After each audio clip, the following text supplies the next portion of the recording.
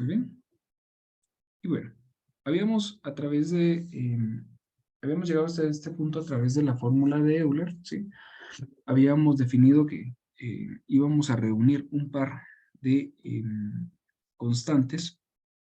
Estas constantes pues, nos venían a representar cuando sacamos un factor común, pues un grupo de operaciones que había que realizar con una constante. Pero al final de que se operan, vuelven a ser una constante. Digamos que si a una constante le resto un valor constante como tal, simplemente lo que puede llegar a suceder es de que sea positivo o negativo. Eh, pero va a seguir teniendo un valor. Y es por ello que la última clase, lo último que habíamos definido o asignado nosotros, era de que íbamos a colocar el valor A o B para estas nuevas dos constantes y de cierta manera lo que debíamos de resolver pues iba a ser esta ecuación U de t, donde teníamos pues una constante con valor A. Vamos a resaltárselas acá en amarillo, que es el producto del primer paréntesis que está nuevamente en amarillo, y una constante B, que viene a multiplicar un seno de la frecuencia angular natural por el tiempo. Entonces, una de las prácticas comunes que nosotros hacíamos, y era por eso la razón que les explicaba una gráfica de una función exponencial, es de que cuando una función exponencial, ¿sí?, se acerca mucho a una condición de frontera, ya sea bien a positivo o negativo, no que tienda al infinito. Claro, ahí nunca va a existir una frontera o un límite. El límite lo vemos acá en un eje horizontal, donde lo que existe, ocurre, es un cambio de, mm, ¿cómo se llama? De signos, ¿sí? Pues a la parte superior de esto tenemos una Y positiva, y si fuera debajo de este eje que está resaltado en naranja, vamos a tener valores de X negativos. Entonces, ¿qué sucede? Que cuando nosotros graficábamos este tipo de funciones, era fácil encontrar o encontrar algunos valores que estuvieran incluidos en ella cuando evaluábamos estas condiciones. Entonces, lo que debíamos de realizar en nuestra ecuación era proceder a evaluar las condiciones en esa frontera, ¿sí? Entonces, nosotros tomábamos nuestra ecuación y procedemos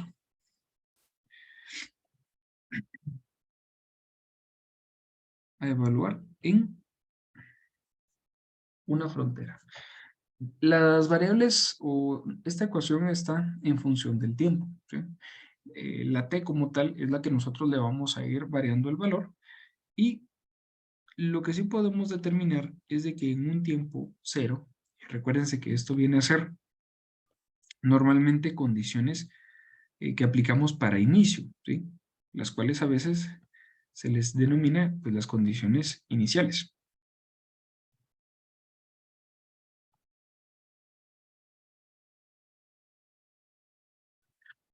Y lo que hacíamos es de que procedíamos a sustituir la variable t con estas mismas características. Entonces nosotros tendríamos, perdón, para una u de t en 0, íbamos a tener una a por un coseno de frecuencia angular natural por un 0, claro, más una b por un seno de frecuencia angular natural por un 0, ¿sí?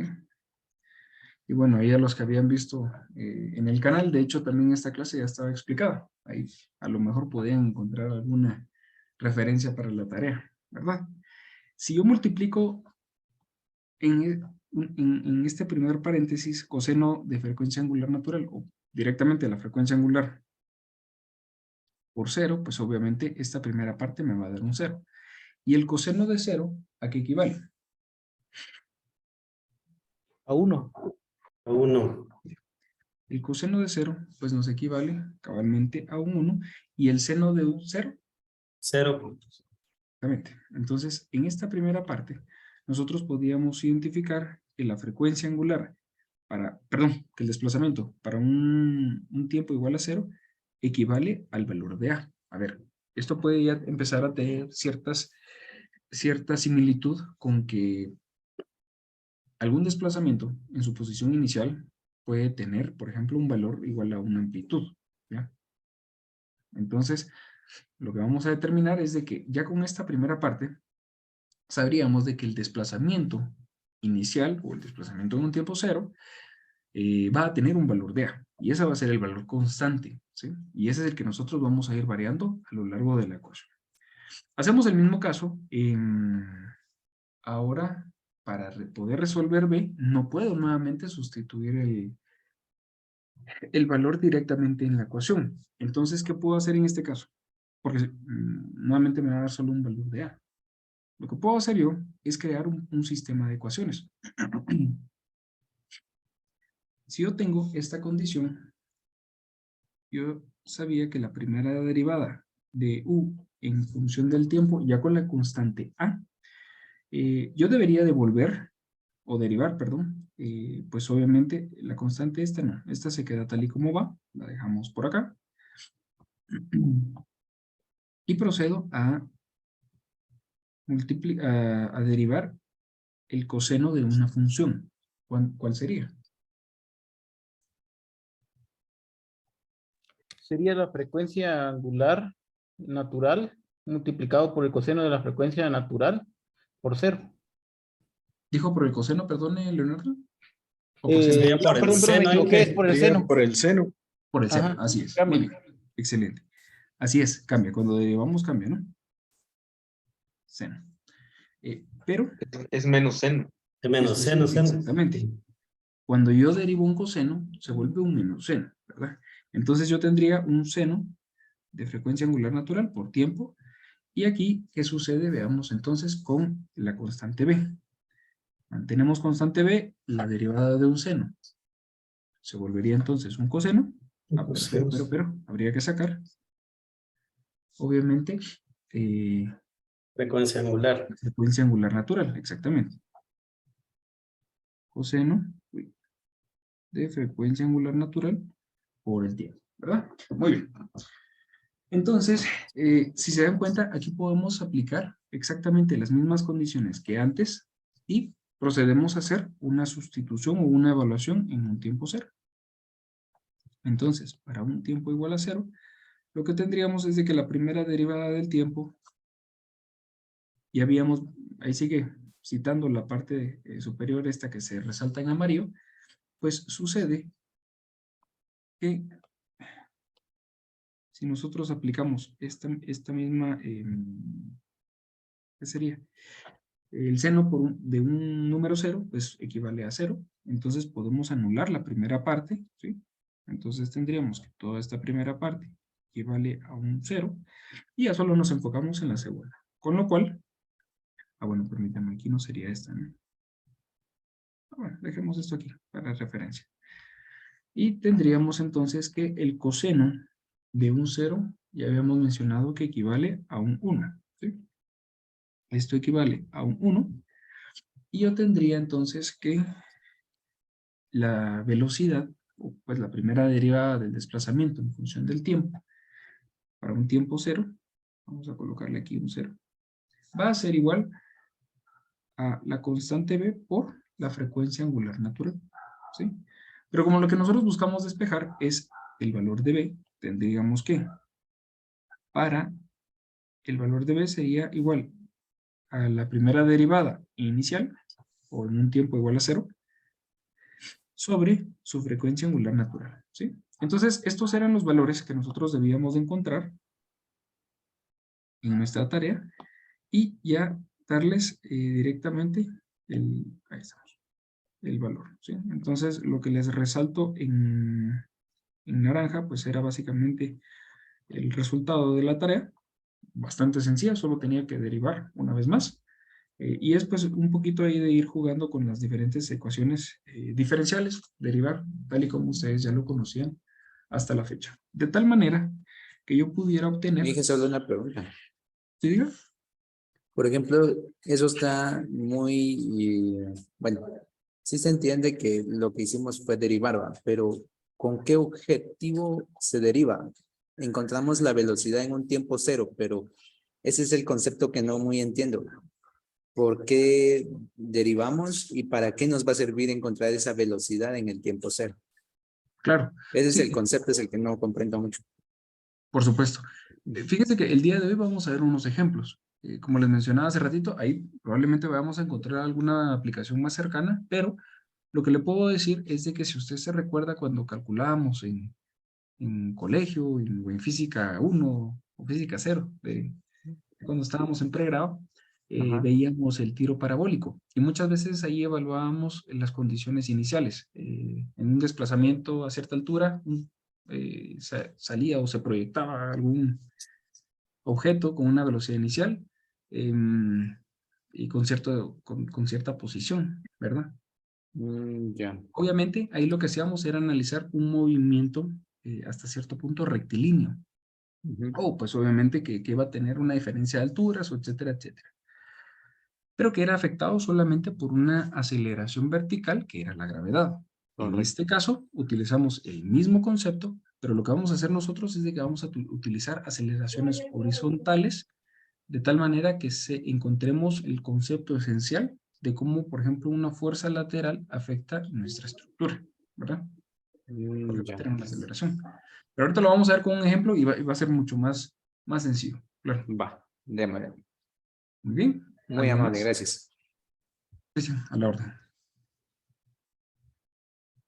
Ok. Bueno, voy a dejar acá escritas las ecuaciones, ya sustituyendo los valores que habríamos encontrado en las demás ecuaciones. Y ahora vamos a ello. Vamos a ver por qué encontramos pues precisamente un valor de desplazamiento en función del tiempo y una velocidad. Vamos a ver. Tendríamos, si voy sustituyendo los valores, que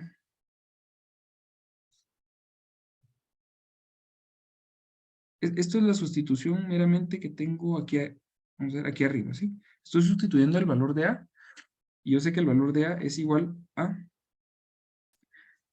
una velocidad, un desplazamiento inicial, ¿sí? Ese es el valor. Entonces lo voy sustituyendo por acá, y a esto le sumo la constante B. La constante B, yo ya vi por acá arriba, de que va a ser la primera derivada, perdón, la primera derivada del desplazamiento en un tiempo cero, o le podemos decir el desplazamiento inicial. Porque recuérdense que aquí, pues yo estoy asumiendo que las condiciones iniciales están ocurriendo en un tiempo cero, ¿sí? A menos de que se especifique lo contrario, pues hay que volver a hacer el procedimiento, pero en este curso siempre se maneja de esa manera. Tengo mi frecuencia angular natural y un seno de la frecuencia angular natural por el tiempo. Y tengo para el desplazamiento, que esto será igual a mi desplazamiento inicial por frecuencia angular natural por un seno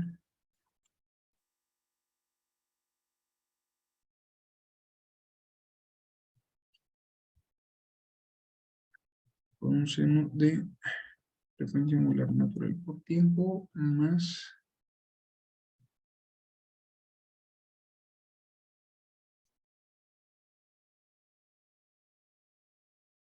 aquí recuérdense, a ver, aquí sucede algo, miren, pues.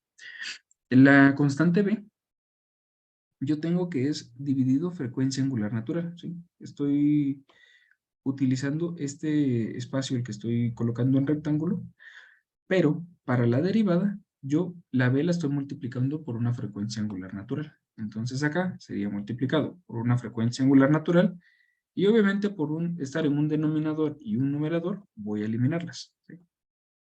Y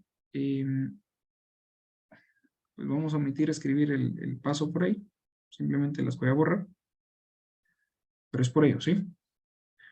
Y aquí sería por coseno de frecuencia angular natural por el tiempo, ¿verdad?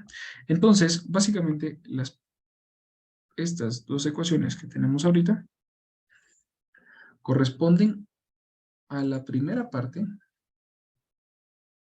del desplazamiento y de la, permítanme, y de la velocidad. Un segundo.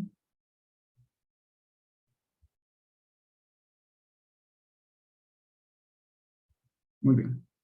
¿Alguien que tenga alguna pregunta hasta acá?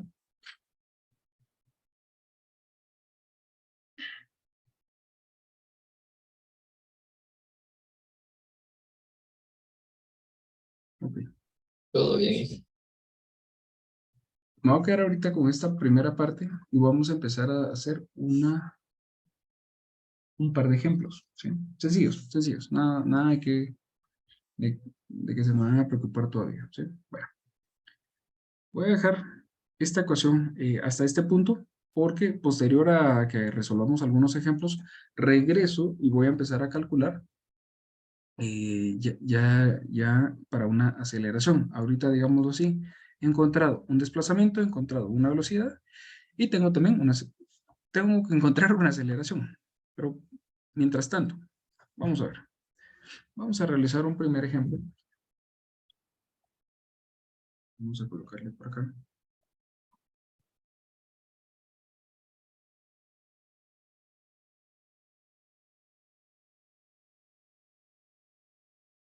Y el ejemplo, pues, les dice lo siguiente. Vamos a tener, de hecho, el enunciado lo tengo por acá. Vamos a ver aquí cómo lo voy a anotar.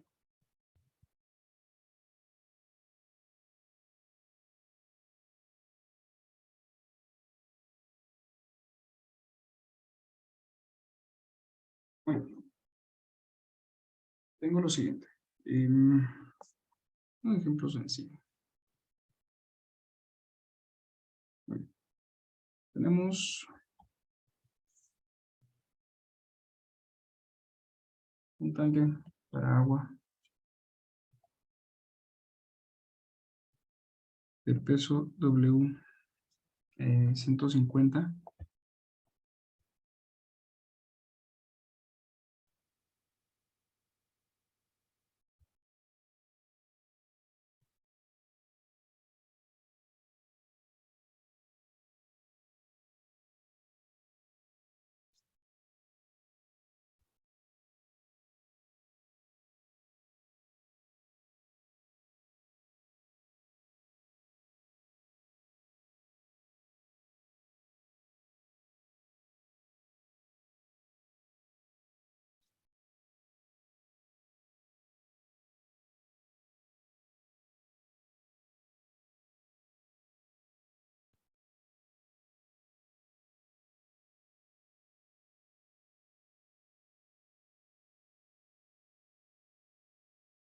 Normalmente en la resolución de problemas de dinámica se acostumbra a, como ahorita estamos en una introducción a la dinámica, normalmente hay valores que van afectando la rigidez. De hecho, eso ya lo hemos ido platicando como tal. Dentro de los valores que van a afectar la rigidez de algún elemento estructural está su elasticidad, su inercia y también su longitud. Entonces, normalmente, pues la elasticidad va a estar en función del material, claro. Y la inercia en función de qué estaría. ¿Qué es lo que puede modificar la inercia de alguna columna, por ejemplo? Su sección La transversal. sección. Exactamente, la sección transversal, ¿no? Entonces, lo que les recomiendo es de que, pues siempre para poder resolver sin necesidad de dejar en variables alguno de estos problemas, o debe tener alguna sección para poder encontrar inercia, ¿verdad? O normalmente algunos problemas ya dan el producto de la elasticidad por la inercia. En este caso, así como acá, si se dan cuenta, esta parte que les subrayo de este lado, ¿sí? Ya nos da que el módulo de elasticidad por la inercia, ya completo, viene a ser un 2 por 10 elevado a la 10 kilogramo por centímetro al cuadrado, ¿verdad? Uy, perdón. Muy bien. Entonces, este es el enunciado que nosotros tenemos.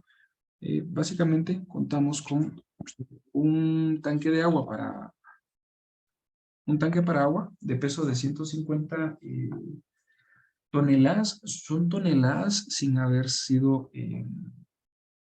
convertidas a ¿cómo se llama? Así. Es un peso, ¿sí? Son las 150 toneladas. Entonces nosotros, si se han dado cuenta, en base a las ecuaciones que hemos estado trabajando, lo que nosotros tenemos es de que para poder resolver alguna de estas ecuaciones, es de que necesitamos, a ver, si yo utilizo la primera ecuación, ahorita les voy a terminar de explicar el enunciado. Ya de primera mano yo sé que necesito, o voy a calcular, voy a trabajar con la masa y una constante K.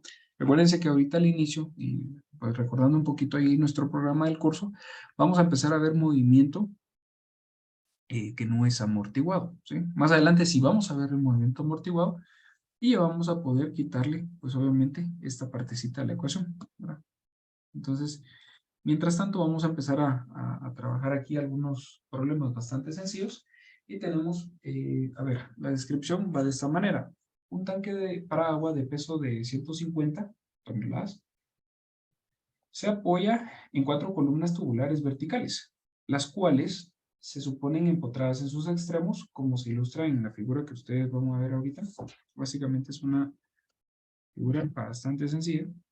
Tenemos, pues obviamente, las 4 columnas y un tanque, digamos que si esta fuese la vista frontal.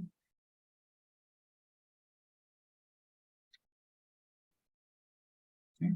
Bueno, esto se encuentra aquí.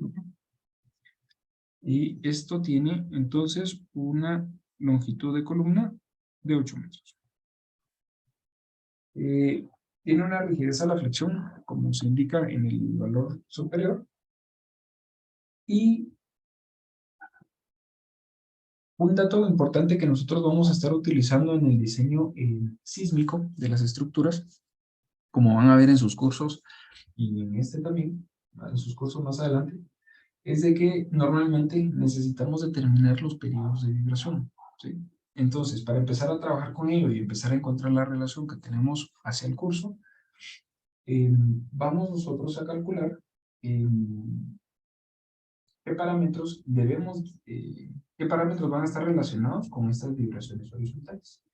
Entonces, para este ejemplo, vamos a despreciar la masa distribuida en las columnas y si hubiera alguna reducción de su longitud al momento de que se desplacen. ¿Por qué me refiero a esto? Sucede que cuando un tanque, digámoslo así, fíjense que me muestra que mi conexión es inestable. Si se me deja de escuchar, por favor me comenta.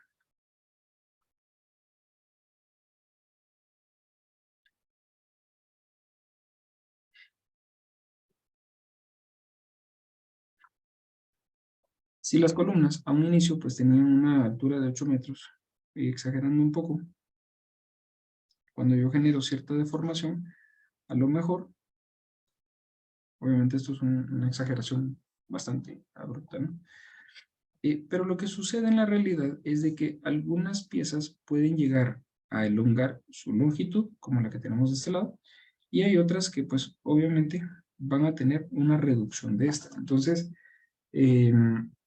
ya son elementos que vamos a ir viendo más adelante, pero por ahora vamos a asumir que no hay alguna reducción de longitud como tal, ¿sí? Entonces, pues esta parte no la tocamos todavía y solo vamos a tratar de determinar características o qué valores son los que debemos de encontrar. Vamos a colocarlo.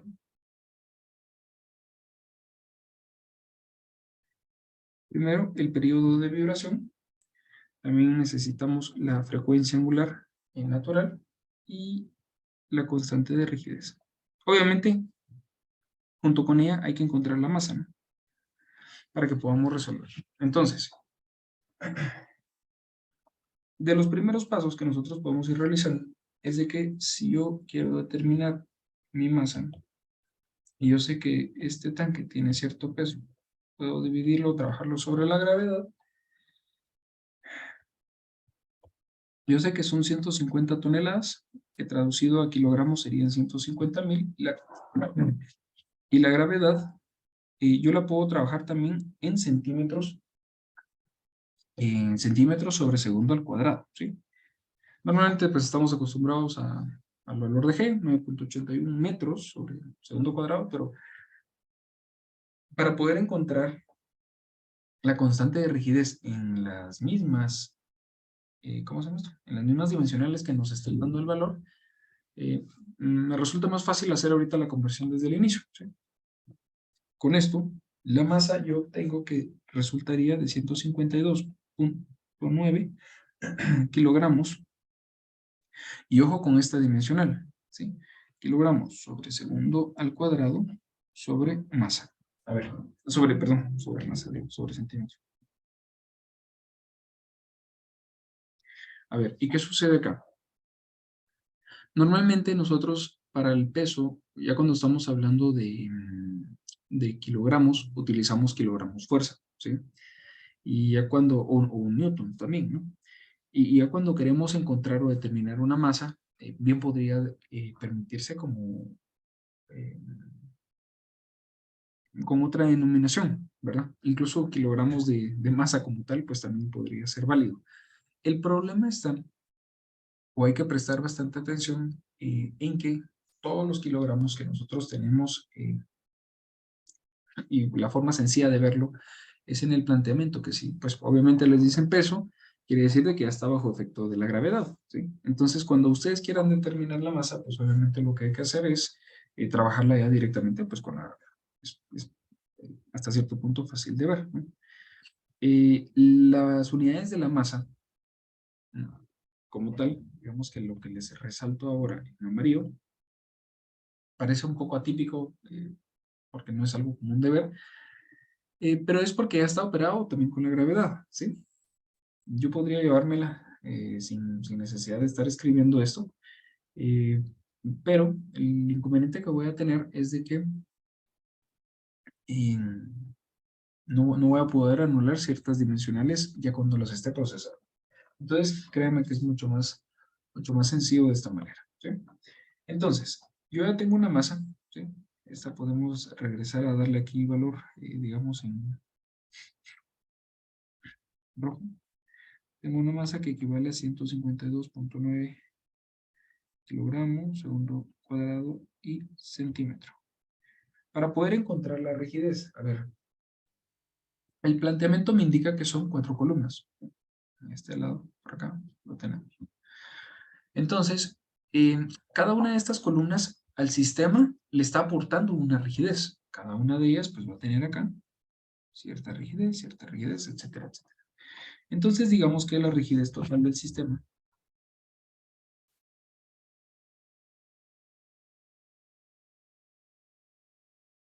sería igual a 4 veces la rigidez de cada columna.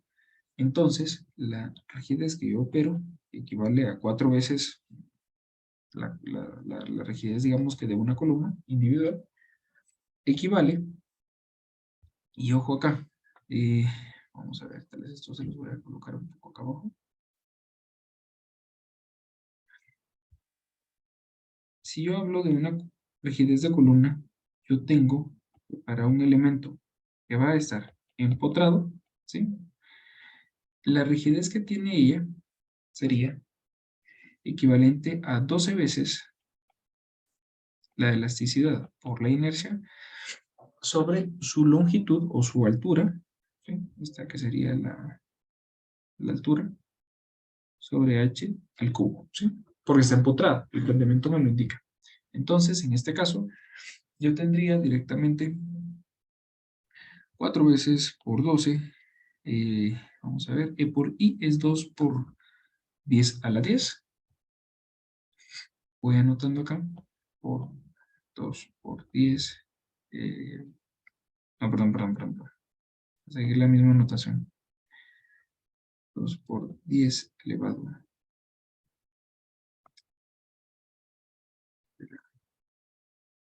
2 por 10 elevado a la 10, kilogramos sobre kilogramo por centímetro cuadrado, ¿sí? y tengo una altura equivalente a 8 metros.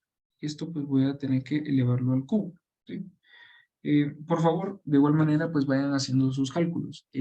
Por el tiempo que demoramos un poquito para empezar el curso, pues necesito que ustedes los vayan haciendo, no se los voy preguntando, y yo pues ya tenía resuelto el problema, entonces los voy a ir anotando directamente. Pero por favor, a lo mejor cometí un mal teclazo y necesito que verifiquen los números que vaya colocando yo acá, ¿sí?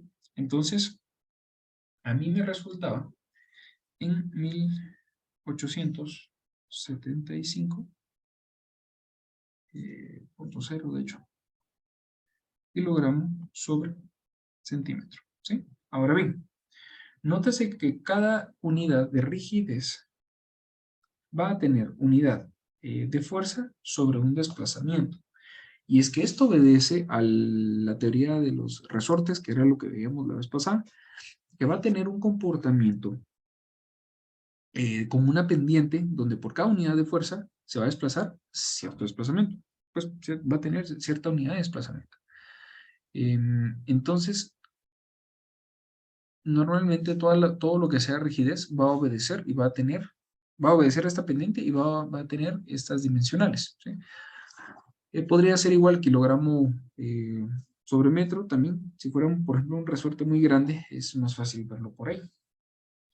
Entonces yo tengo acá el siguiente valor y este era de 1875 kilogramos sobre centímetro. Muy bien. Ya solo me hace falta encontrar la frecuencia angular. ¿Okay? Bueno, esa es una frecuencia circular todavía. Pero vamos enfocados a que toda que sea frecuencia natural, es la forma pues, natural de vibración del edificio, ¿verdad? Es más que todo un concepto de a qué se lo estamos aplicando. Una frecuencia que no sea natural es aquella que está inducida por otros elementos, artefactos o sistemas, donde lo que hace es cambiar la forma de vibrar, ¿verdad? Entonces, ahora, si voy encontrando la frecuencia, esta podría ser natural o frecuencia circular, hasta aquí. Dije una pregunta. Sí, Cristian. Por ejemplo, ahí, ¿cómo se sabe que la rigidez de una columna está dado por esa fórmula que colocó ahí en la pizarra? ¿Esta de acá arriba? Sí, la que está en rojo. Ajá, correcto. Ah, porque las condiciones es de que está empotrada. De hecho, hay tablas. Hay muchas, vamos a ver. Inge, perdone, una consulta. Ese resultado Sí, que le dio mejor. de 1875 no es multiplicado por 10 a la 6. ¿Por 10 a la 10? No, por 10 a la 6. Es que lo estaba intentando hacer, pero me da otro resultado. No sé si estoy Ingeniero, una tecleando mal consulta. yo. Ahorita vamos a revisar. Ahorita reviso, José Pablo. Sí, Cristian. No, yo me quedé con la duda de la rigidez de las Ah, columnas. perdón. Uy, entonces alguien habló, pero no sé quién. Sí, yo.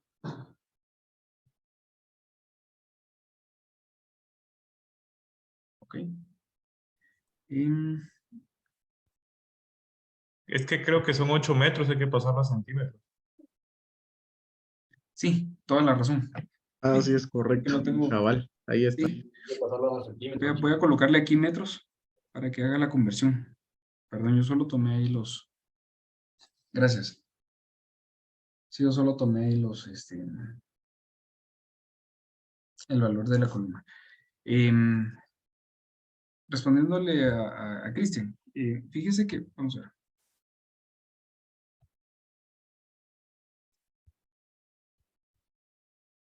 Vamos a ver.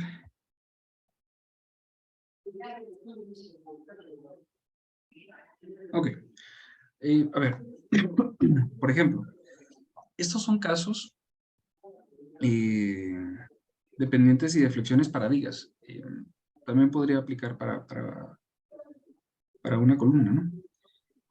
A ver, depende un poco de las condiciones en las que estén aplicadas, pues obviamente mis características de cada elemento, ¿sí? Voy a tomar esta tabla, primero porque es la que tengo a la mano y segundo porque estoy casi seguro de que a lo mejor en el curso de, algún curso de estática o de análisis estructural, vimos estas tablas, estoy casi seguro. Por ejemplo, si yo quería determinar la rigidez para una viga simplemente apoyada, digamos que es la que yo tendría acá,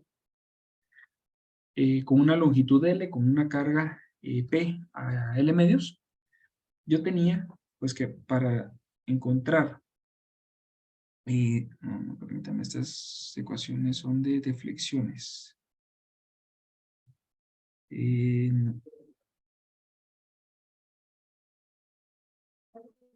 No, estas son para deflexiones. Pero de igual manera, también se pueden encontrar las, ¿cómo son? La rigidez para cada elemento dependiendo de su forma de apoyo, ¿sí? Cuando nosotros analizamos tablas como estas, vamos a encontrar siempre que, bueno, en el caso de las vigas, como están actuando de forma, ¿qué sería? Horizontal respecto a como pudiera actuar alguna carga vertical relacionada con la gravedad generalmente.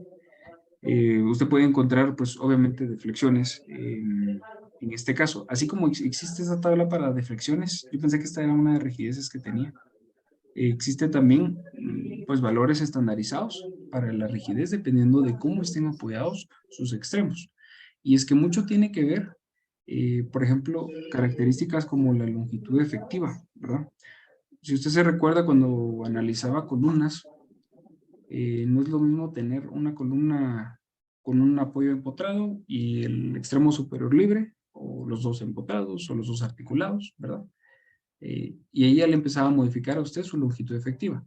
Pues en relación, tiene las mismas características una columna como tal que está empotrada. Ahorita, por fines de ejemplo, no estamos todavía asimilando. El tanque pues tiene ciertas dimensiones, yo solo les, digámoslo así, solo les di la altura. No hay un comportamiento como de diafragmas o similar, sino solo es para entender un poquito el concepto de que si tengo una columna voy a tener solo una vez rigidez y si voy teniendo más, pues lo que hago es aumentar mi rigidez, ¿verdad? Ahí, ahí estamos. Gracias. Claro. Cuando vayamos viendo cómo resolver, por ejemplo, un marco, pienso yo que ahí voy a encontrar ¿cómo se llama esto? Van a ver otra aplicación ya cuando vamos conectando vigas con columnas. Entonces ahí cada una va teniendo su propia rigidez y ya se va modificando el sistema. Y es por eso los sistemas de marcos pues, se vuelven tan eficientes, porque comparten la rigidez ahí entre todos, ¿verdad? Uh-huh. Muy bien. Entonces, ya para calcular la frecuencia, yo sé, en base a la ecuación de la frecuencia, que va a ser igual a la raíz cuadrada de mi rigidez sobre mi masa. ¿Okay? Entonces, yo operando, perdonen ahí, tal vez, como este documento se los voy a compartir después, si vamos a corregir este valor.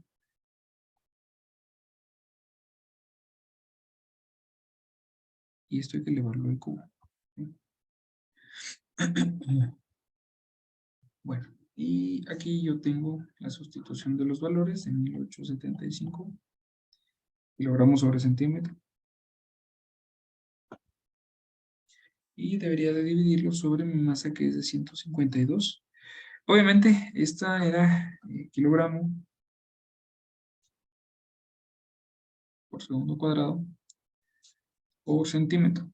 De tal manera que yo elimino kilogramos, centímetros, kilogramo con kilogramo, centímetro con centímetro. Y voy a tener lo siguiente. La raíz cuadrada pues de segundos, obviamente está en el denominador, se mantiene en el denominador. Y la raíz cuadrada de segundos me queda segundos de este lado, ¿sí? Y al operar esta raíz, yo tengo un valor de 3.5. Ahora, esta es una frecuencia. ¿Cuáles son las unidades de una frecuencia? Hertz. De una frecuencia natural, sí, tiene toda la razón. De una frecuencia angular o una frecuencia circular. Radianes. Radianes, así es. Entonces, Pero sí tiene toda la razón. Una frecuencia natural, es decir, no angular, sino lineal, sí son los hertz. Perfecto, muy bien. Y ahora ya para encontrar el último valor, que era el periodo, que esto es al final lo que nos interesa para una estructura, que tenemos que sería 2 veces pi sobre la frecuencia angular. Y es que si ustedes se recuerdan, cuando hablamos de frecuencias circulares, o cuando graficábamos alguna función trigonométrica o utilizábamos los radianes, la unidad es 2 veces pi. Entonces, al multiplicarlo, pues aquí lo que estamos haciendo es eliminar los radianes, ¿verdad? Digamos que tenemos radianes sobre 1 y el denominador, ya en la parte de abajo tendríamos radianes sobre segundo, de tal manera que con esto vamos a conseguir ya solo segundos. Y el resultado que obtenía, pues iba a ser de 1.8 segundos. ¿Sí? Espero hayamos coincidido en los valores. Y no sé si alguien tiene alguna pregunta. Hasta este punto. Muy bien. Ese cuarto. Bueno, creo que podemos empezar un siguiente ejercicio de una vez. Aprovechando el tiempo que tengo la atención de ustedes. Muy bien, voy a dejar este primer ejercicio de este lado. Vamos a crear un siguiente. Y sucede algo, miren, pues, cuando nosotros veíamos en nuestro curso de estática, o yo pienso que debe haber sido un curso de estática, por ejemplo, deflexiones de vigas, o analizábamos, ¿cómo se llama esto? Cómo se comportaban las deformaciones de los elementos. Muchas veces, y no me dejarán mentir, el enunciado del problema decía algo así como: asuma una viga infinitamente rígida y resiste cierta carga, está simplemente apoyada, etcétera, etcétera, etcétera. Pero esa característica de que haya sido infinitamente rígida, ¿qué creen ustedes que quiere decir?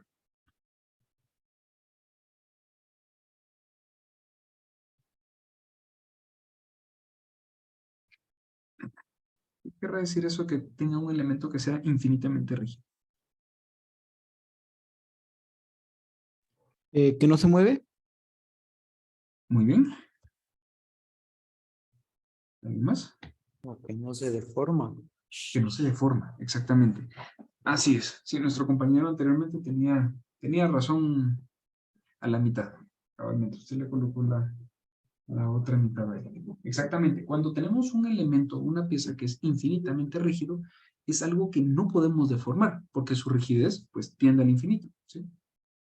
No podríamos aplicar como tal, entonces, una ecuación para encontrar cierta deformación. Bueno, ¿y qué sucede?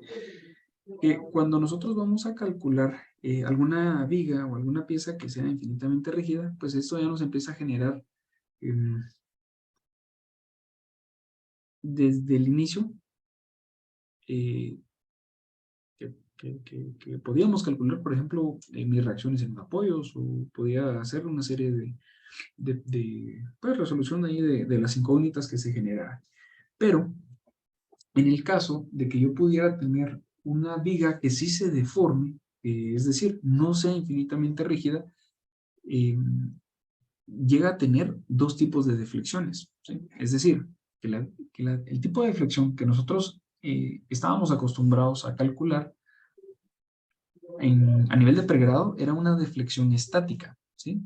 Pero en este caso nosotros vamos a calcular una deflexión también dinámica, ¿sí? Entonces, el enunciado nos comenta la siguiente parte. Una viga de acero simplemente apoyada de longitud m igual a 7 metros y rigidez a la flexión.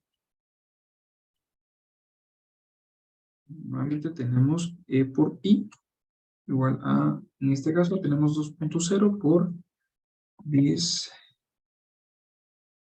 Uy, perdón.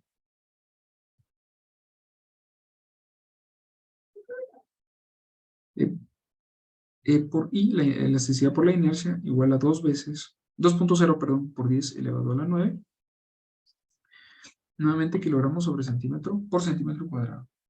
Esta recibe un bloque de peso. Ojo que aquí nuevamente nos están hablando de un peso, entonces ya sabemos que habrá que procesarlo ahí con la gravedad de 100 kilogramos. Y aquí viene lo importante, que se deja caer sobre ella al centro del claro. Desde una altura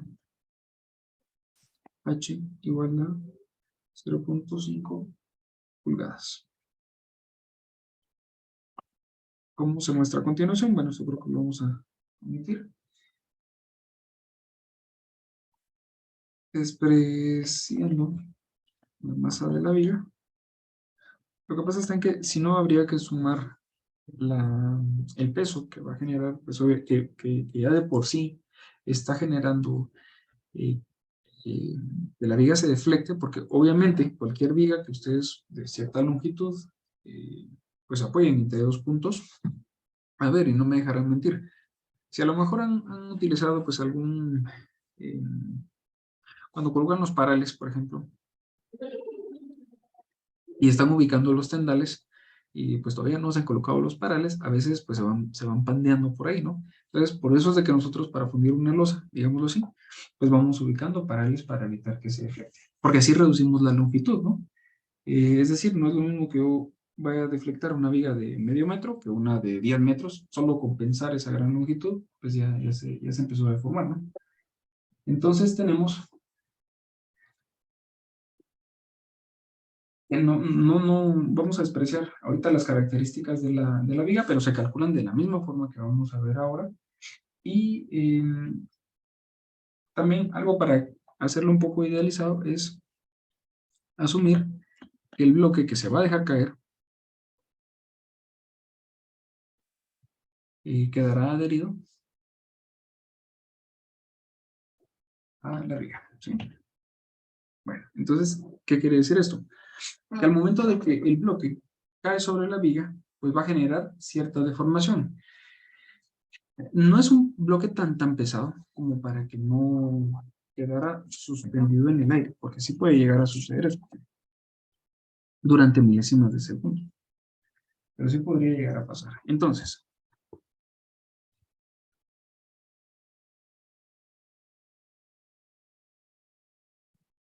vamos a ver acá.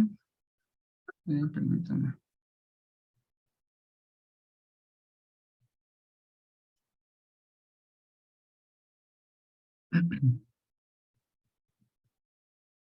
Bien. Entonces, ¿qué tenemos en este lado? ¿Sí? Vamos a contar con una viga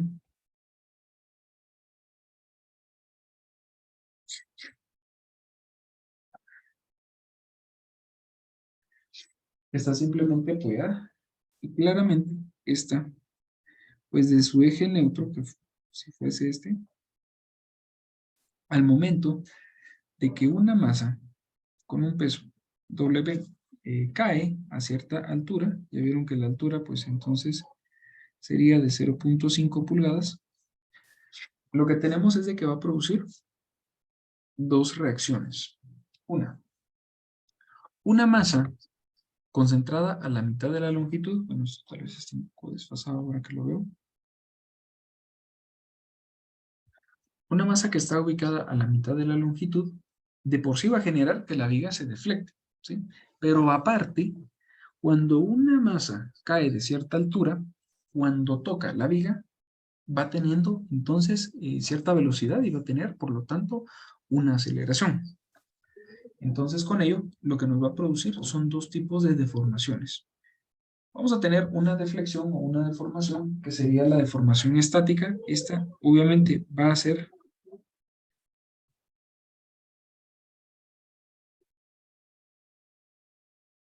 esta primera que tenemos, digamos, asumiendo, exagerándola, porque sí parece estar un poco exagerada, pero respecto a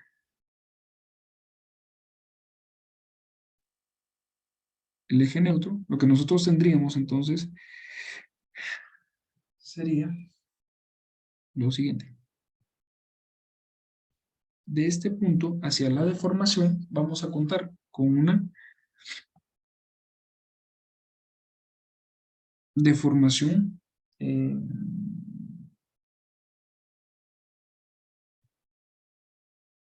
una primera deformación que sería la estática, y también vamos a tener una deformación que sería la que se produce ya cuando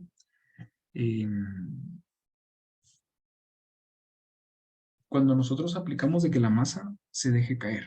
Vamos a ver, ¿a qué me refiero? Vamos a tener dos tipos de deformación. Sería esta U, y aparte, de por sí,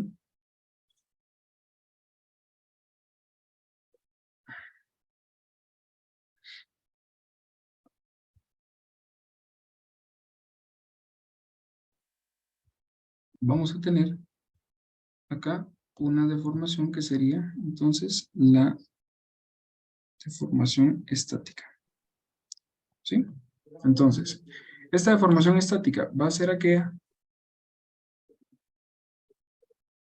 Bueno, esa es su deformación sub ST. ¿Sí?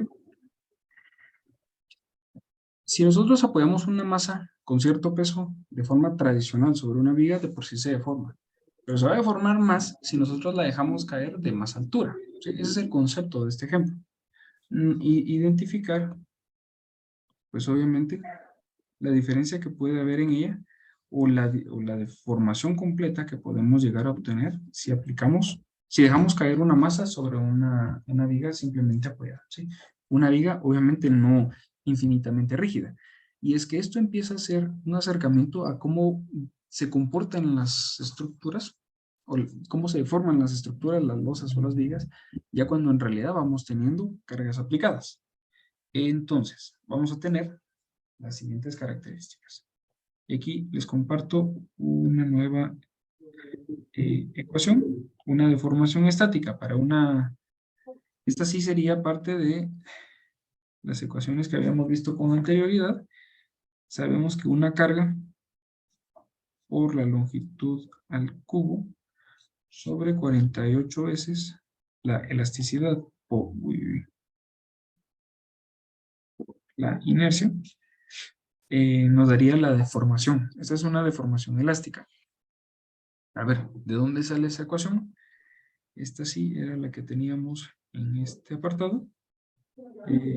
Bueno, precisamente es la que dejamos resaltada hace ratito o con la flecha. Voy a borrar aquí la flecha. Es lo que tenemos resaltado en amarillo, ¿verdad? Está en sentido negativo, pues porque va para abajo. Y vamos a encontrar entonces ahora cómo se comporta esta primera deformación. ¿Sí? Dentro de los valores que obtenemos, nuevamente por temas de tiempo, los voy escribiendo directamente, tendríamos, perdón.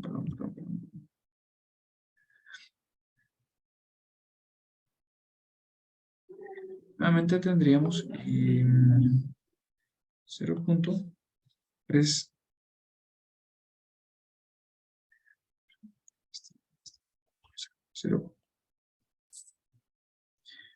0.357 centímetros, me resulta a mí.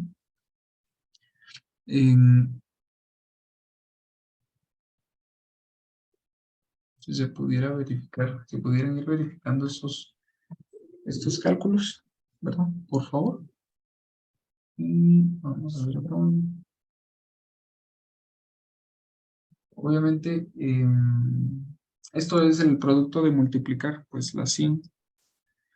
Se los voy a dejar anotado como cualquier cosa.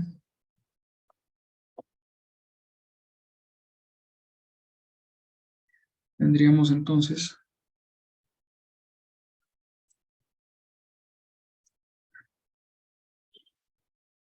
ojo que la carga que está dentro de la ecuación no es de masa, esa sí es de fuerza, ¿verdad? O el peso que está sobre la viga. Y la masa sí la vamos a utilizar, pero para el cálculo de alguna frecuencia o el cálculo de la rigidez. No, rigidez no, sí, no, el cálculo de la frecuencia angular natural, ¿verdad? Entonces tenemos 100 kilogramos, estos sí son de fuerza, o el peso aplicado, lo multiplican ustedes por los 700 centímetros, que es la longitud de la viga, ¿sí? Esta va desde aquí para acá. Tenía 7 metros, permítanme, esta línea está muy gruesa.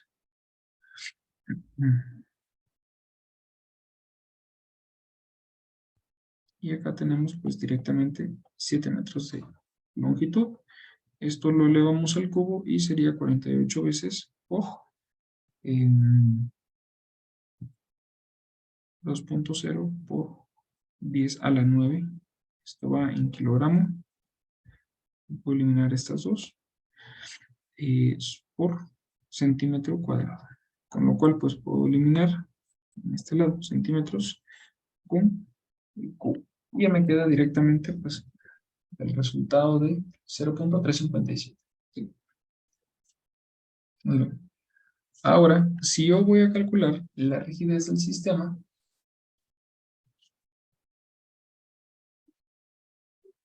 para la obtención de rigidez, yo tengo que, para este tipo de sistema, equivale a 48 veces la elasticidad por la inercia sobre la longitud. ¿Sí?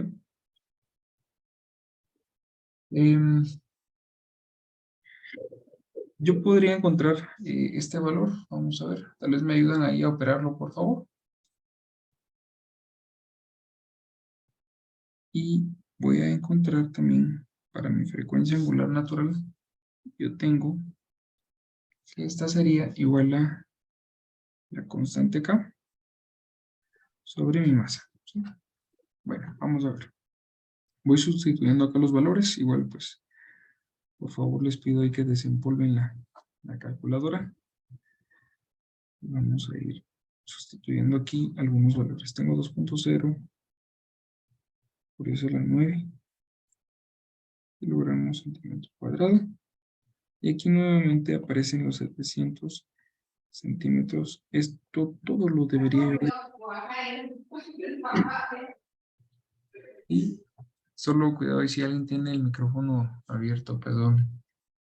¿Qué valor les daría esta primera parte? Perdonen ustedes. A mí me da 279.88. Igual a mí. Sí, a mí Sí, también. ¿qué dimensional? Eso da. Gracias. Esos serían kilogramos partido centímetro, ¿no? Kilogramo. Así es. Centímetro. Por lo tanto, entonces, si ya sustituyo el valor de mi... Ah, bueno, aquí tendría yo que hacer lo siguiente. Indicar los 279.88. Y ojo que esta sí es masa. Entonces, yo originalmente tenía pues mis 100 kilogramos. Y obviamente voy a que dividirlo en 981. ¿Sí? Solo cuidado ahí para que utilicemos correctamente las dimensionales. A mí, sí, Luis.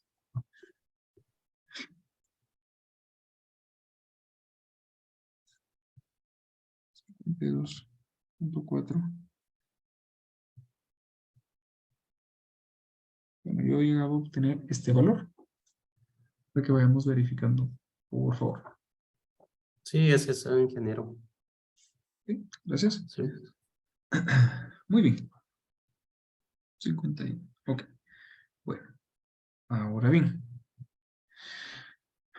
Vamos a revisar acá.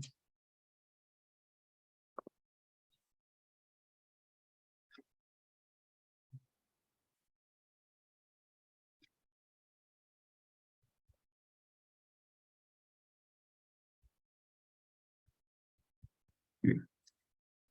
A ver, aquí vamos a traer un concepto, vamos a desempolvar un poco los conceptos que teníamos ahí guardados de tiro parabólico. Y vamos a hacer lo siguiente. ¿Sí? A ver, cuando nosotros teníamos una caída libre, si ustedes se recuerdan, pues ahí era la energía potencial, ¿no? Masa por gravedad, por altura. pues eso ya me empezaba a generar una fuerza. Y yo pues iba, una energía, perdón, y yo ya iba calculando ahí pues las diferentes variables, ¿sí?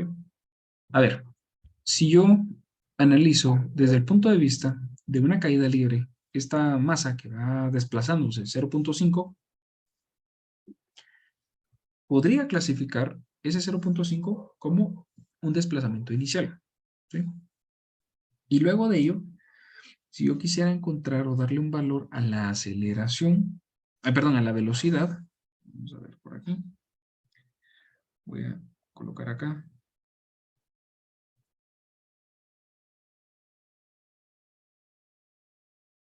con caída libre,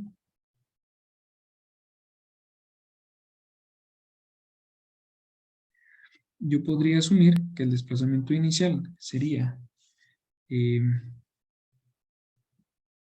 perdón, yo les dije menos 0.5, es a partir de que entra en contacto. Entonces, antes de que actúe, lo que vamos a tener es una deformación estática, es decir, la masa entra en contacto con la viga, la deforma, y lo que queremos analizar ahora es a partir de que la viga vaya a empezar a deformarse después de que haya alcanzado esa deformación estática, ¿sí?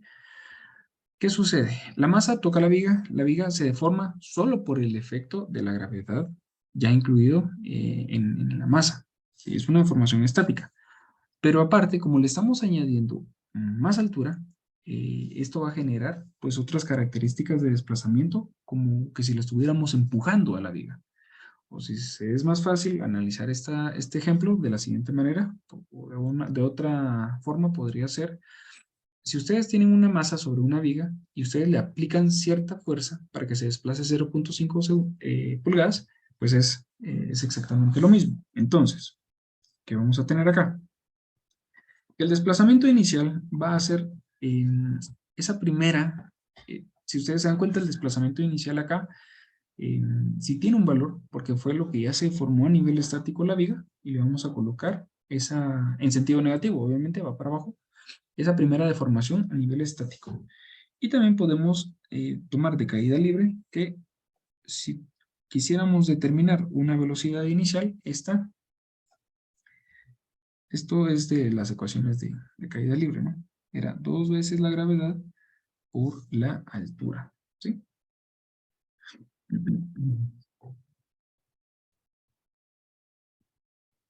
Ahora bien, ojo que esa velocidad va a ser en el punto en el cual la masa ya haya recorrido esas 0.5 pulgadas, ¿verdad?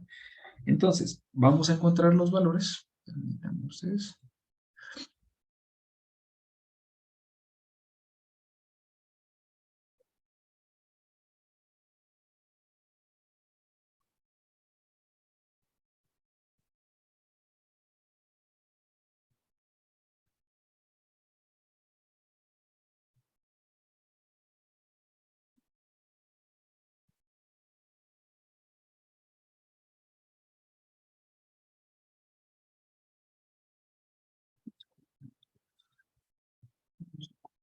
Hasta la frecuencia angular natural. Muy bien.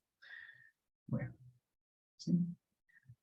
Entonces, sí. Esto parte de que la velocidad al cuadrado es 2 veces gravedad por h, ¿verdad? Esto es de caída libre como tal. Bueno, entonces, lo que nosotros vamos a calcular serían los siguientes valores. Vamos colocando.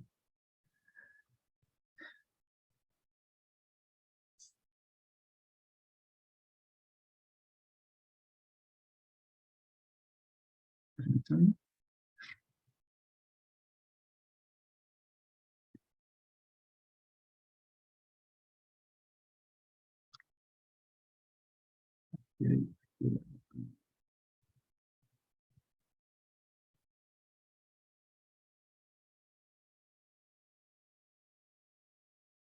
Aquí está, muy bien. Entonces yo tendría, ya como el resultado de esta primera parte, que mi velocidad inicial corresponde a 49.92 centímetros sobre segundo. Este desplazamiento inicial yo sé que es de 0.357.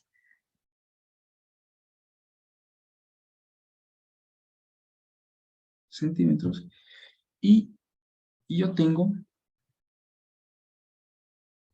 ya dos valores que me van a llevar al siguiente concepto.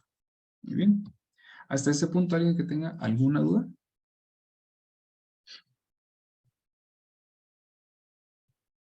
Con la altura H se supuso con el 0.5 pulgadas, ¿verdad? Sí, así es. Ok, gracias. Ok. Entonces, esto nos lleva a un concepto que vamos a ver a continuación. Por favor, anoten los valores que tienen ustedes en pantalla. Y con ello vamos a la siguiente parte. Ya que esto, permítanme ustedes. Aquí. Muy bien. Vamos a dejar un ratito a un lado el ejercicio. Y para poder encontrar el desplazamiento completo, este desplazamiento completo obedece a algo que se llama amplitud, que va a ser la siguiente parte de la presentación donde nos habíamos quedado la vez pasada. Es por ello que me gusta dar la introducción ahí con un pequeño ejemplo. Ahorita vamos a ver. El ejemplo todavía no lo hemos terminado de resolver, ¿sí? Ahorita regresamos a él.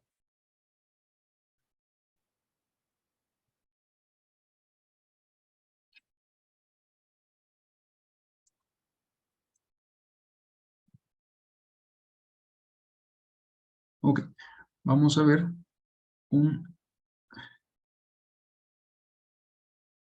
vamos a ver algo que se llama diagrama de Argano.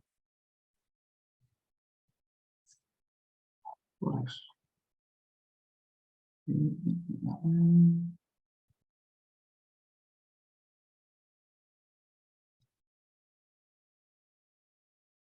Muy bien.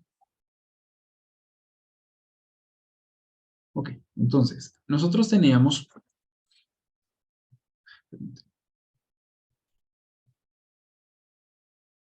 Aquí estamos. Si se recuerdan de la presentación, habíamos empezado a ver cuáles iban a ser las fuerzas que podían llegar a actuar en el desplazamiento de algún cuerpo, ¿sí? Teníamos elementos básicos y habíamos resuelto estas variables. Recuerdo que ya las habíamos visto.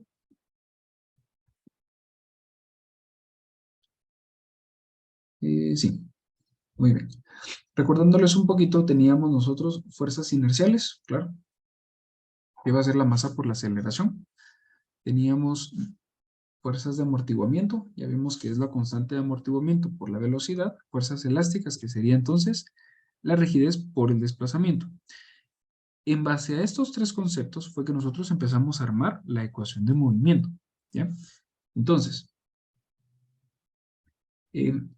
tenemos también, recordando un poquito el concepto de los grados de libertad y de la discretización de la masa, que la masa discretizada pues iba a ser esa masa que que yo puedo manejar en un elemento y aportar solo las propiedades de rigidez, de elasticidad y de inercia que yo necesite para resolver mi problema que se esté planteando como tal, y que obviamente los nodos con los que van a estar interconectados,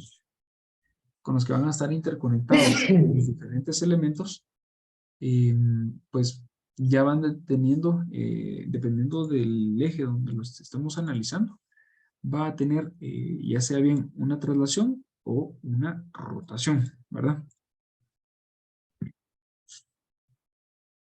Entonces,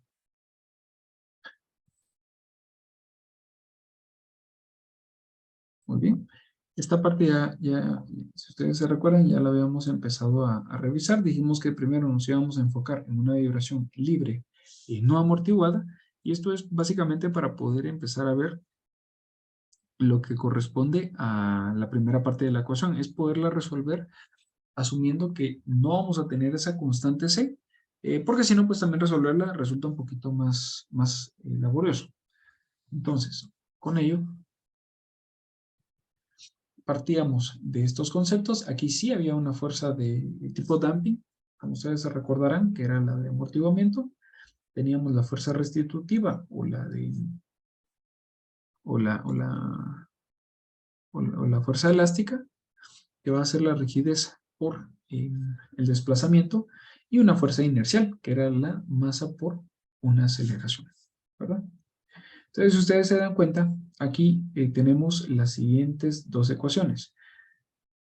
Para poder alcanzar el equilibrio, que fue de donde partimos para hacer la ecuación, tendríamos la carga aplicada o la fuerza lateral o la P en función del tiempo va a ser igual a la fuerza inercial, que es masa por aceleración.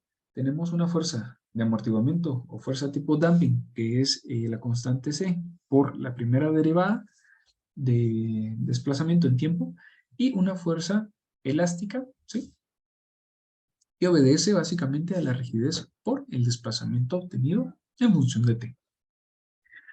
Si miramos aquí, perdonen, aquí era una U, ¿verdad? Aquí aparece con B, pero vamos a cambiarlo una vez. Para que no se mueva esto.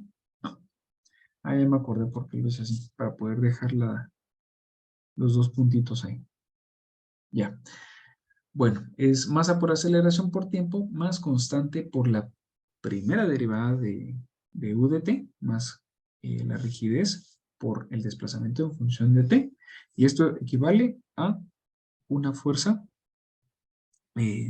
o pues el equilibrio para contrarrestar esa fuerza externa. ¿Okay? Cuando nosotros vamos a empezar a trabajar nuestras ecuaciones, nos encontramos con una vibración libre no amortiguada. Entonces lo que hacemos es que vamos a resolver esta ecuación. Uy, permítanme, aquí se movió esto. Un segundo. Así, aquí está. Cuando nosotros tenemos esta primera parte, la vamos a trabajar como una ecuación no amortiguada. Esto es lo que nosotros volvemos como un cero, ¿sí? Y ya tenemos, entonces, básicamente, ahí estamos. Y ya vamos teniendo el resto de variables, que sería entonces la masa por la aceleración, o la segunda derivada del desplazamiento en función del tiempo por el desplazamiento por la rigidez del sistema, ¿sí? Que es básicamente ahorita con lo que vamos a estar trabajando, aceleraciones y rigideces. Por eso es de que los ejemplos van enfocados y están hablando solamente de masas y de rigideces. Todavía no estamos trabajando sistemas que sean amortiguados como tal. Más adelante los vamos a ir viendo. Muy bien, y aquí nosotros vamos a tener ya las condiciones iniciales que ustedes ya previamente calcularon. Obviamente aquí, permítame, yo esta vez lo había definido como B1. El día de hoy esto sería A y esto sería B. Vamos a regresar. Desapareció y... Ah, Sí, perdón, es que actualicé aquí para... Ahí estamos. Entonces, esta es la A que encontramos el día de hoy en nuestra hoja de trabajo, ¿verdad? Y aquí tenemos la B, que es el desplazamiento inicial sobre frecuencia angular natural, ¿verdad? Si nosotros despejábamos para el desplazamiento, solo que aquí lo tengo con X, bueno, el desplazamiento sería igual al desplazamiento inicial por el coseno de frecuencia angular natural por tiempo. Esta es la ecuación que ya vimos. Y esta es la que básicamente le viene a dar solución a la vibración libre no amortiguada, ¿sí? Esta es la solución de las ecuaciones que nosotros vamos a utilizar en la primera fase de este curso. ¿Y a qué corresponde eso de que sea no amortiguado?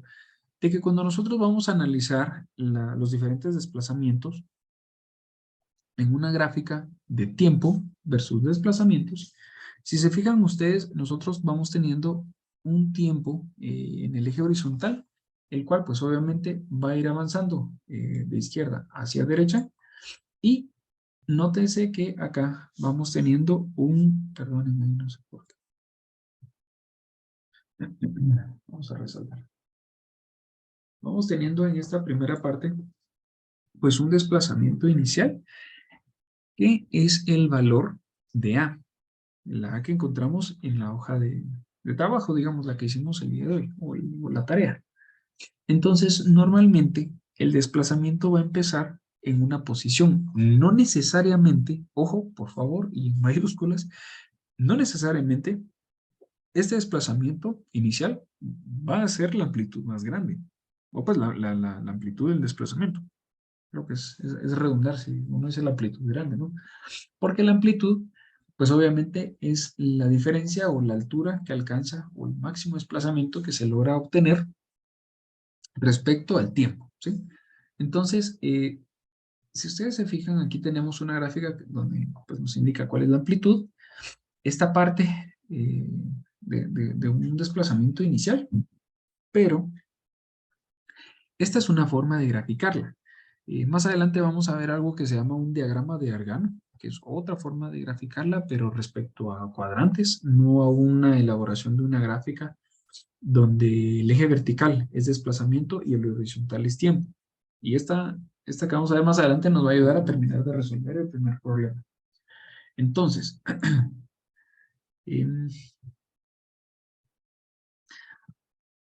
a ver, bueno, vamos a continuar por acá. ¿Qué es lo que tenemos nosotros? Si ustedes se fijan, en esta primera parte, contamos con una velocidad, ¿sí? Y básicamente esta depende o está ubicada justamente donde tenemos la pendiente con la que sale la gráfica del desplazamiento, ¿sí? Entonces, dependiendo de qué tan cerrada o qué tan angosta o qué tan abierta estuviera esta pendiente, ¿sí? Qué tan inclinada pudiera estar, pues obviamente eso va a ser la velocidad inicial, es decir, la primera derivada del tiempo en un tiempo cero. Dependiendo de cómo sea, es decir, que aquí podemos tener varias opciones. Pudiera ser, vamos a ver.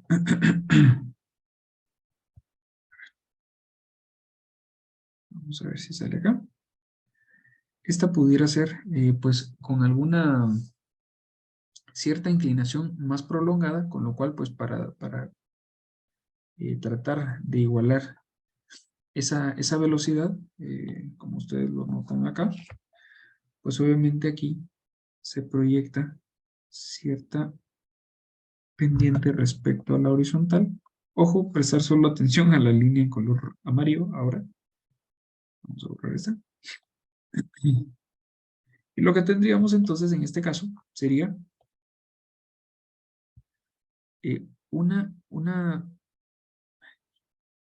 tendríamos una diferente velocidad que va a ser más baja, ¿sí? ¿Qué quiere decir? Si yo tengo una pendiente muy alta, obviamente mi gráfica se va a comportar más como la que está en la presentación, no la que les acabo de rayar en rojo, ¿sí? Pero si mi velocidad es muy baja, es decir, que la pendiente empieza a bajar, se vuelve muy, muy, muy plana. Yo la estoy exagerando para fines de que se pueda ver. Pero va a depender mucho, pues obviamente, de la velocidad con la que se genere, pues toda esta parte, ¿verdad? Muy bien. Entonces,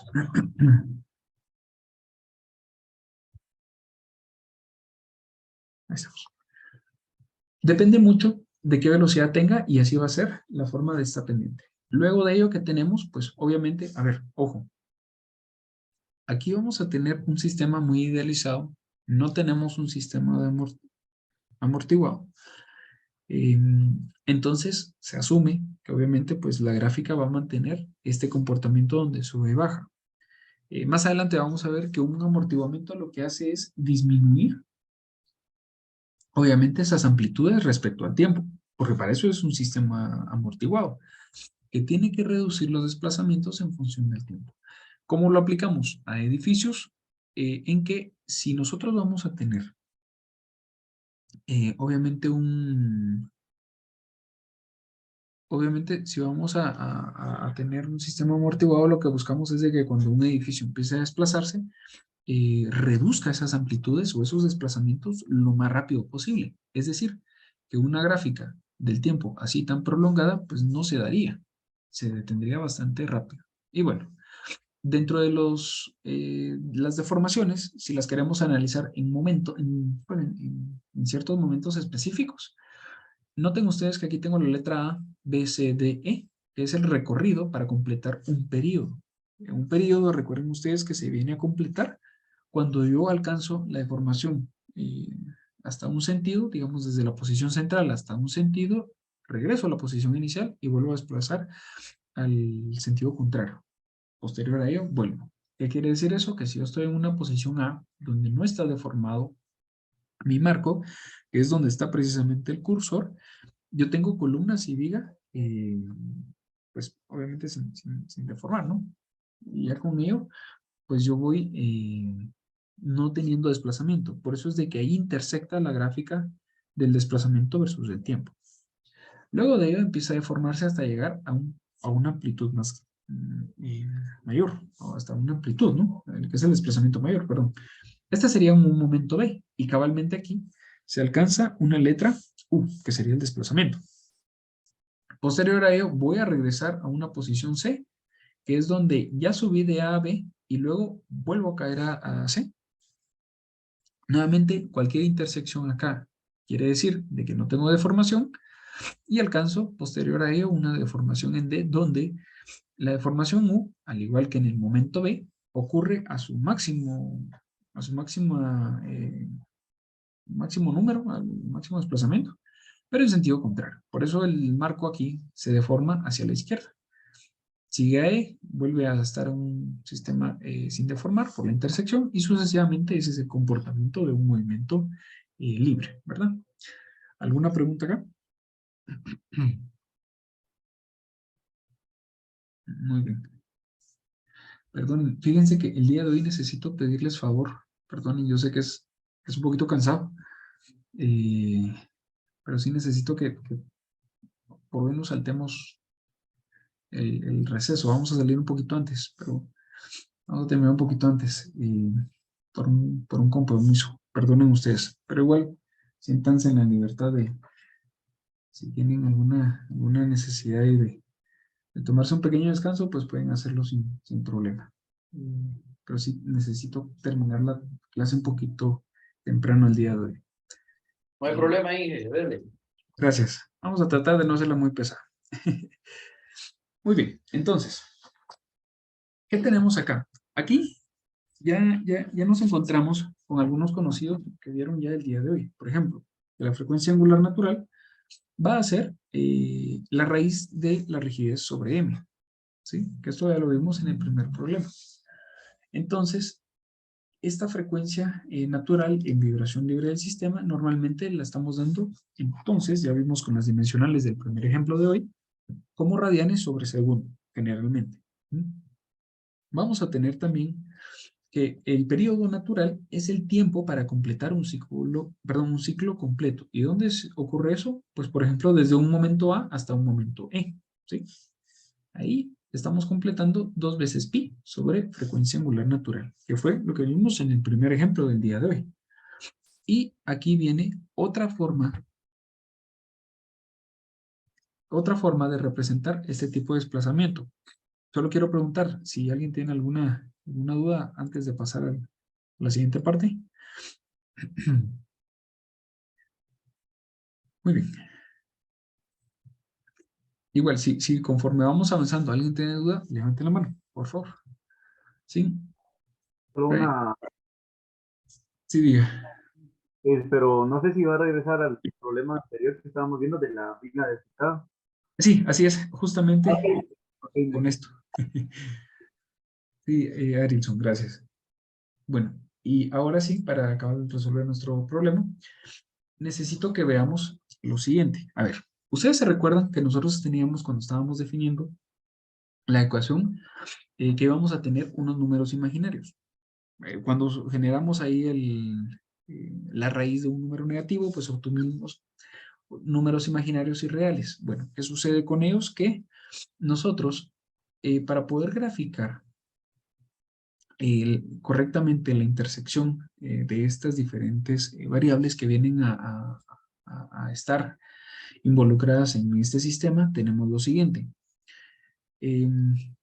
Para serles franco, no resolver esto sería algo muy complicado, pero para darle respuesta a la relación que ocurre entre los números imaginarios y los que son reales, se crea este diagrama de Argand, ¿sí? Es algo más de matemática, no me voy a meter mucho a esa parte, perdonen ustedes, pero básicamente consiste en que sobre este punto pivote, donde tenemos el cursor, logramos alcanzar una amplitud del movimiento máximo, que es donde cuando relacionábamos los valores que estábamos encontrando en el despeje de la ecuación, tenemos el valor más grande que ese sistema puede alcanzar. Obviamente, habría que verlo, digamos, hasta el punto de variables, porque cuando lo estábamos resolviendo no teníamos algún valor incluido ahí.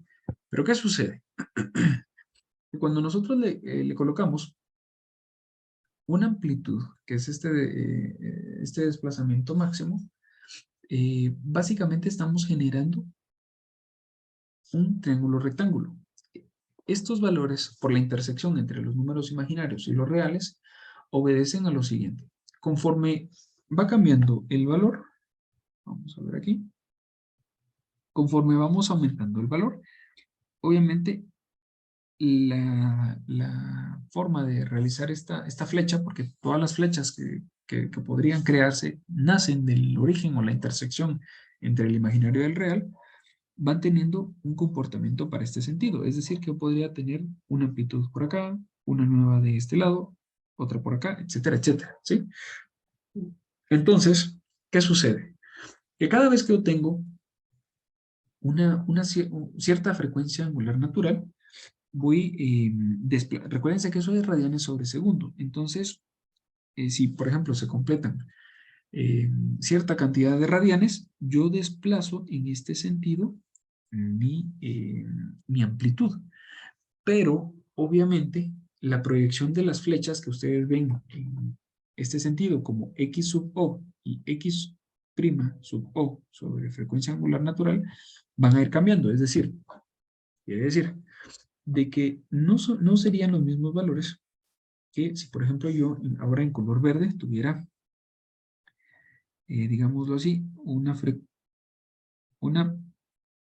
no, perdón, esto no es, esto es una primera derivada sobre frecuencia angular natural y, digamos, ya por este otro punto, bueno, aquí mucho me va a salir, me estoy quedando sin espacio. Ok, bueno, más o menos por ahí va el concepto. Si traslado la flecha que tenía primero del lado derecho y ahora la que tengo más horizontal, aquí se genera una proyección de flechas y nuevamente vuelvo a tener yo una nueva amplitud, digamos una amplitud 2 que está relacionada a este valor que les encierro en círculo y obviamente también a la posición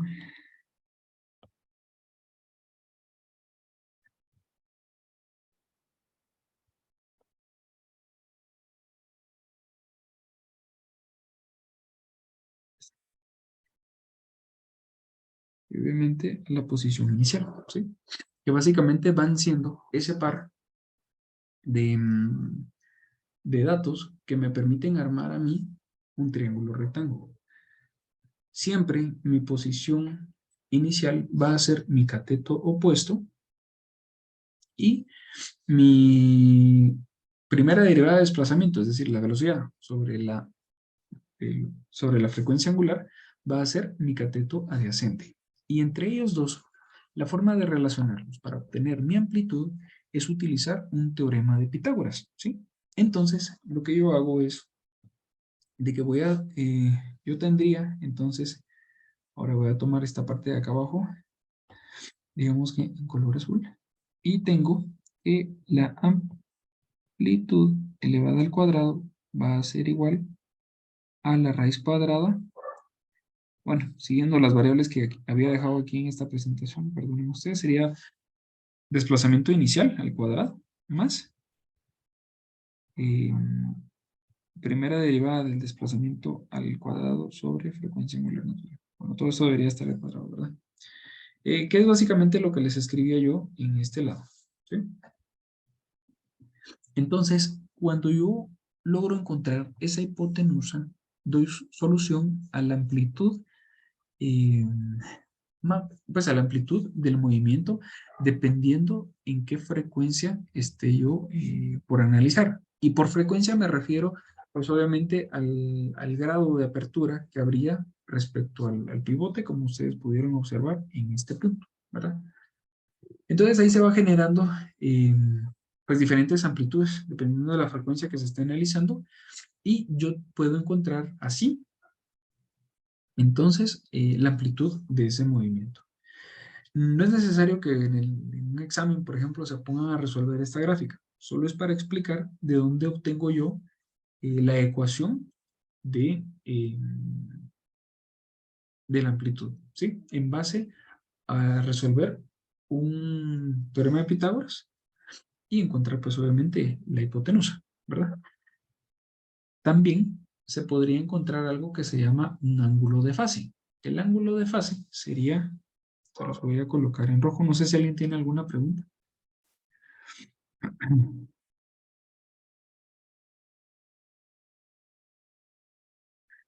Aquí está. Perdonen ustedes, esta línea en rojo, no se mira. Ingeniero, una consulta. Sí, Douglas. Como ahorita lo que usted está dando es teoría, ¿verdad? Sobre Sí. esto. Sobre esto es aplicable problemas así como los que dio hace un momento también, que vendrían así tipo el examen, me imagino. Exacto. Es solo dar el fundamento de dónde está la ecuación que estoy por utilizar. Ah, ya entiendo. Solo por Claro. ello. Solo por ello. Y pues que sepan ustedes de dónde sale y cómo se relacionan, ¿verdad? Este sería, ¿verdad? Muy bien. Entonces, digamos que acá yo tengo algo que se llama ángulo de fase. Es solo para darle un ángulo al triángulo rectángulo. Con eso también ustedes pueden encontrar las funciones senoidales, que son las que también están involucradas en la ecuación que vimos hace ratito, cuando empezamos a derivar y obtuvimos el seno por la frecuencia angular natural, por el tiempo, pues obedece también a este triángulo que aquí se genera, ¿verdad? Pero es solamente por relacionarlas. Bueno, ahora por favor, necesito que anoten esta ecuación y vamos a anotar que la amplitud va a ser igual a al desplazamiento inicial al cuadrado más la velocidad inicial sobre la frecuencia angular, esto elevado al cuadrado, ¿verdad? Bueno, ahora, ¿por qué les pedí a favor que anotaran esto? Sucede que voy a dejar ahora de compartir.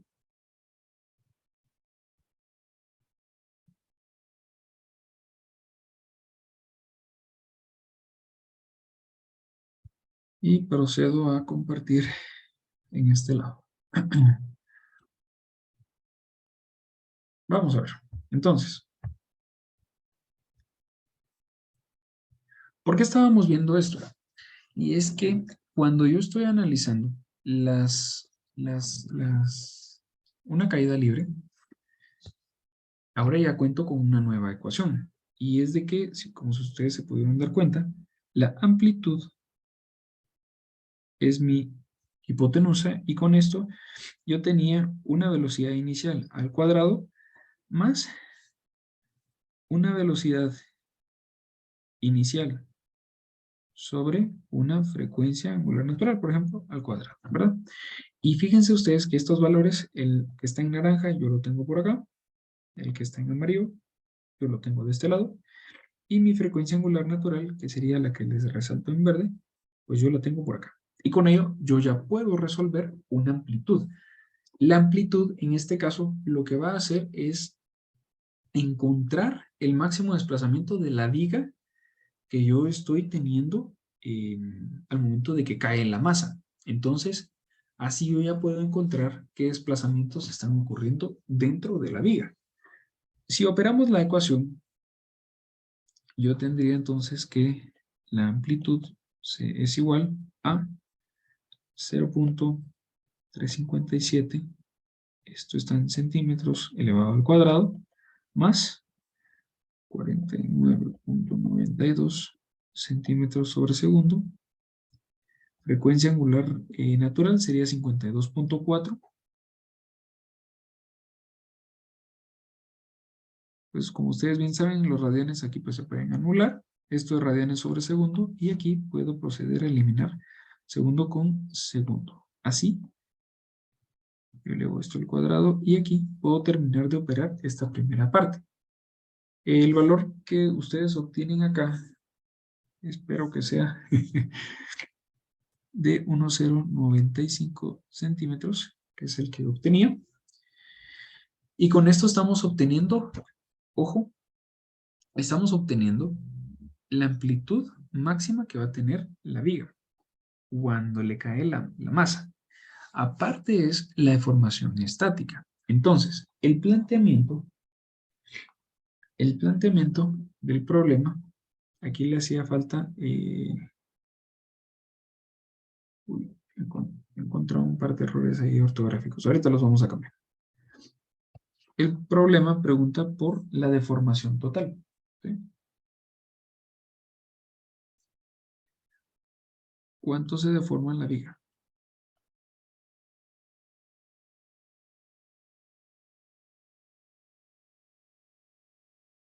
La viga tiene dos tipos de deformaciones. Una que va a ser cuando la masa entra en contacto con la viga y la deforma, porque es una deformación que ocurre, porque tiene que ocurrir, que es como la que nosotros analizábamos en el curso de estática anteriormente.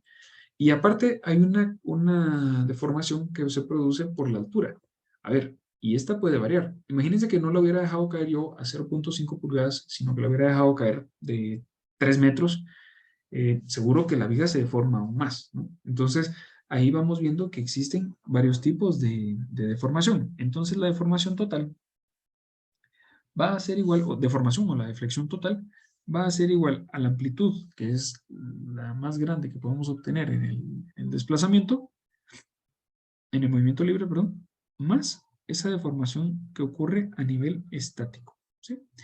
Entonces acá tendríamos 1.095 centímetros más la deformación estática que era de 0.357.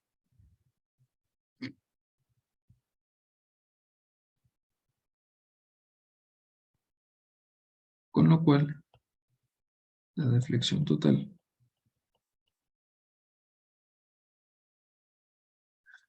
corresponde a 1.42. 1.452, perdón. ¿Sí? Igual si pudieran ir revisando los valores, les agradecería. ¿Verdad? ¿Alguna pregunta?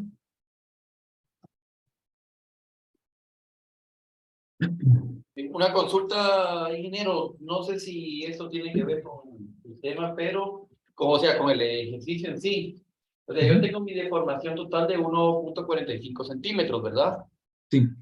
Y lo permitido de deformación, ¿eso también lo tendría que ver acá en este curso, en este tema, o no tiene que ver? En realidad van a estar relacionados, sí, por supuesto. Normalmente cuando nosotros chequeamos una deflexión, por ejemplo, si estuviéramos hablando de que yo estoy revisando una losa, por ejemplo, y estoy revisando qué ocurre con las vigas, como va su pregunta, es de que yo ya tengo que empezar a analizar las diferentes cargas que a ella van a llegar. Por ejemplo, cuando usted está modelando un edificio y usted aplica una carga, digamos que usted está haciendo un modelo y a una losa de oficinas o pues a un área donde van a haber oficinas, a su viga, independientemente de cuánto mida la losa, usted le puede asignar, digamos, en un ajíes 250 kilogramos fuerza sobre el metro cuadrado, ¿verdad? Sí. Que es la carga viva. Sí. Y más una sobrecarga y es ahí usted su combinación y obtiene un resultado. Bueno, pues ese resultado es una carga estática, ¿sí? Esa carga estática, digamos que el valor que usted le va a encontrar va a corresponder a lo que le resaltó ahora en color naranja, ¿verdad? Sí. Entonces, Cuando yo estoy realizando un análisis dinámico, obviamente, para una deflexión de una viga no me aplica, porque se asume que las cargas, lo más que puede pasar es de que, ¿cómo se llama? Se mayoren, pero por alguna concentración de gente en algún punto.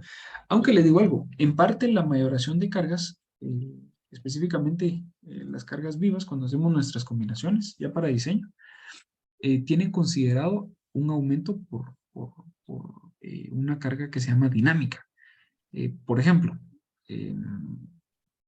no es lo mismo estar alguien de pie que genera cierta reacción sobre una losa que alguien estar saltando y que cuando genera ese choque aumenta, ¿qué le digo? Un 20 o un 30%. Eso está relacionado con la mayoración de cargas. Y normalmente, como ya está incluido ahí, ya no hay que revisar esa deformación dinámica, sino que solo revisamos deformaciones estáticas para vigas y para losas. En edificios, y cuando vamos a aplicar un sismo, que es tal vez de los aspectos más importantes, las deformaciones sí ocurren a nivel dinámico, porque generan un empuje en la base y esto hace que el edificio pues empiece a desplazarse, ¿ya? Que es más o menos el concepto este que tenemos acá. Una fuerza le pega a un elemento y lo deforma, ¿verdad? Aquí la masa, el peso W cae sobre la viga y lo deforma cierto valor U, ¿verdad? Entonces, es el mismo concepto y en vigas lo que se puede chequear es la deflexión elástica, ¿verdad? Que está en función de la carga, en función de la longitud. Y en edificios lo que uno revisa son las derivas, ¿verdad? Las vigas. Las derivas. Ujú. Ok. Exacto. Pero sí se revisan. Solo que en vigas generalmente no se hace ese chequeo, porque lo que se hace es aumentar la carga. Ok, pero siempre va como que relacionado, pero no es que se chequee en vigas. En vigas no, lo que se hace es aumentar. Ujú. Ok. Pero sí se puede chequear. De hecho, sí se puede hacer. Pero sí es un análisis más avanzado, ¿verdad? Sí se Está puede bien, hacer. ingeniero, gracias, ¿sabes? Claro. ¿Alguien alguna otra consulta?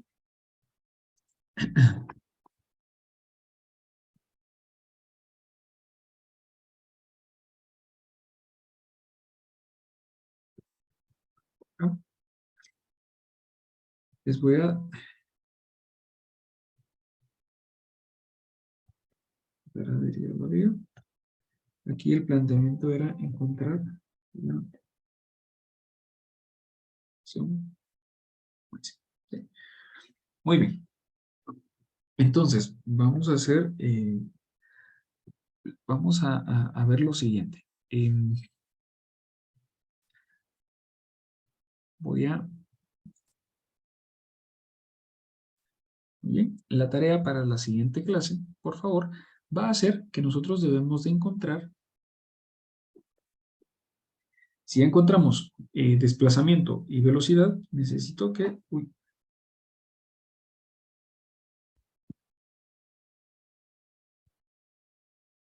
necesito por favor que encontremos